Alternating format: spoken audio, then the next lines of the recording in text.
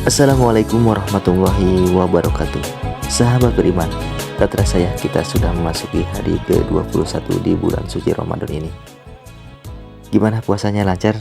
Ya, kita berdoa semoga kita semua selalu senantiasa dalam keadaan sehat walafiat sehingga kita bisa melaksanakan ibadah puasa dengan baik. Ngomong-ngomong soal puasa, di sini siapa nih yang puasanya sering tidur atau mungkin kebanyakan tidur? Ya, walaupun tidurnya orang puasa adalah ibadah, tapi kalau kebanyakan bisa jadi makruh, bahkan penyakit. Apalagi tidurnya di waktu-waktu yang tidak dianjurkan dalam Islam. Wah, ternyata ada ya waktu yang tidak dianjurkan untuk tidur dalam Islam. Kapan sajakah itu waktunya? Mari kita saksikan video berikut ini. Inilah 4 waktu yang tidak dianjurkan untuk tidur dalam Islam. Pertama, tidur setelah sholat subuh sampai terbitnya matahari. Tidur di waktu ini dipandang akan menjadikan orang yang melakukannya terhalangi mendapatkan berkahnya rezeki dan umur. Sebab waktu-waktu tersebut merupakan waktu diturunkannya keberkahan rezeki pada seseorang. Hal ini seperti dijelaskan oleh Habib Zain bin Smith yang artinya, tidur setelah subuh menghilangkan berkah rezeki dan berkah umur. Sebab berkahnya umat ini ada di waktu pagi, yakni waktu setelah sholat subuh sampai terbitnya matahari. Habib Zain bin Smith, Fawaid Al-Mukhtarah, halaman 590. Kedua, tidur setelah masuk waktu asar. Tidur pada waktu ini beresiko mengurangi daya aktif akal pelakunya.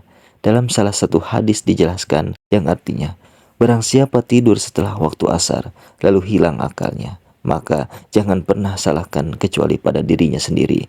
Hadis riwayat Ad-Dailami. Meski para ulama menghukumi hadis di atas sebagai hadis dhaif, namun hadis di atas masih relevan dalam konteks fadailul amal atau perbuatan keutamaan. Pernah ada seseorang yang menyaksikan penjelasan salah satu pendakwah tentang resiko tidur setelah asar. Akhirnya, ia pun mencoba untuk tidur setelah asar untuk membuktikan apakah benar tidur di waktu tersebut akan beresiko menjadikan pelakunya sebagai orang yang gila. Ia pun mencoba tidur setelah melaksanakan sholat asar. Tidurnya tampak terlelap hingga ia baru terbangun saat waktu sudah menginjak separuh malam atau dini hari. Setelah terbangun, ia langsung bergegas pada pendakwah tadi untuk komplain. Engkau pernah berkata kalau tidur setelah asar mengakibatkan gila atau hilangnya akal. Lihat aku tidur setelah asar dan aku sama sekali tidak merasa gila, ungkap orang tersebut. Pendakwah tersebut menjawab dengan senyum dan penuh ketenangan. Apakah ada perilaku orang gila yang melebihi hal ini? Engkau datang menuju rumah seseorang pada saat dini hari, sedangkan orang-orang dalam keadaan tidur. Orang yang komplain tersebut diam seketika. Ia membenarkan ucapan pendakwah tersebut dengan penuh rasa malu. Habib Zain bin Smith, Fawaid Al-Mukhtarah, halaman 591. Ketiga, tidur sebelum melaksanakan sholat isya. Dalam salah satu hadis sahih dijelaskan, artinya, sesungguhnya Rasulullah SAW tidak senang tidur sebelum sholat isya dan berbincang-bincang setelah sholat isya. Hadis riwayat Al-Bukhari. Sebab dimakruhkannya tidur sebelum melaksanakan sholat isya adalah dikarenakan khawatir akan habisnya waktu isya karena tidur terlalu lelap. Seperti halnya kebiasaan kebanyakan orang yang tidur di malam hari namun belum melaksanakan sholat isya.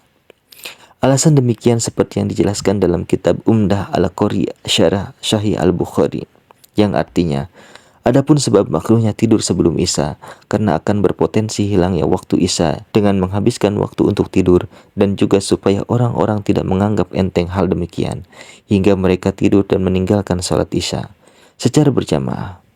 Adapun makruhnya berbincang-bincang setelah sholat isya karena akan mendorong untuk bergadang dan dikhawatirkan akan tertidur hingga meninggalkan qiyamul lail, berzikir saat malam dan meninggalkan sholat subuh. Badruddin Al-Aini, Umdah Al-Qari Syarah Sahih Al-Bukhari, juz 5, halaman 66. Keempat, tidur setelah makan. Waktu tidur yang tidak dianjurkan dalam Islam yang keempat adalah tidur setelah makan. Ibnu Qayyim menasihati agar orang-orang muslim berjalan setelah ia makan dan bukannya malah tidur. Karena sesungguhnya tidur setelah makan bisa mendatangkan penyakit obesitas. Dikutip dari buku dahsyatnya 7 puasa wajib, sunnah dan Tibun Nabawi karya Maryam Kinanti N. Rasulullah SAW melarang umatnya untuk tidur setelah makan karena dapat mengeraskan hati. Sebaiknya setelah makan, seseorang tersebut melakukan banyak gerakan, berjalan atau mendirikan sholat agar makanan bisa tercerna dengan baik. Sedangkan waktu tidur yang dianjurkan oleh syara adalah tidur di waktu qailullah.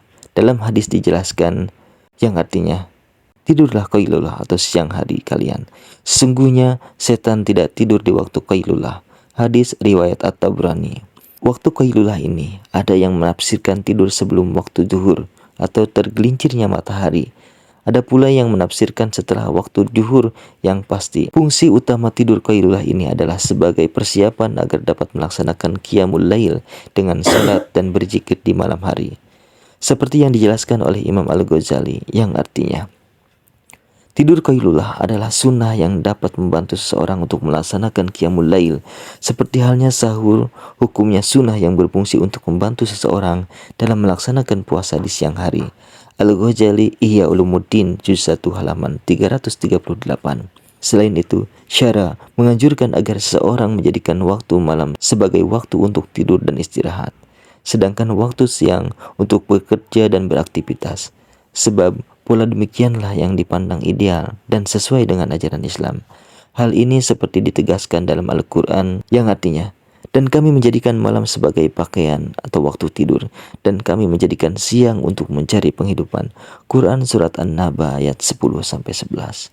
Maka dengan demikian dapat disimpulkan bahwa waktu tidur yang tidak dianjurkan ada pada 4 waktu, yakni tidur setelah sholat subuh sampai terbitnya matahari, tidur setelah masuknya waktu asar, tidur sebelum melaksanakan sholat isya, dan tidur setelah makan. Sedangkan waktu tidur yang dianjurkan adalah tidur di waktu qailullah dan menjadikan malam hari sebagai waktu untuk istirahat panjang, sedangkan siang hari dijadikan waktu untuk beraktivitas dengan bekerja. Ketentuan demikian merupakan tuntunan yang diajarkan oleh syara bagi orang yang memungkinkan untuk melaksanakannya.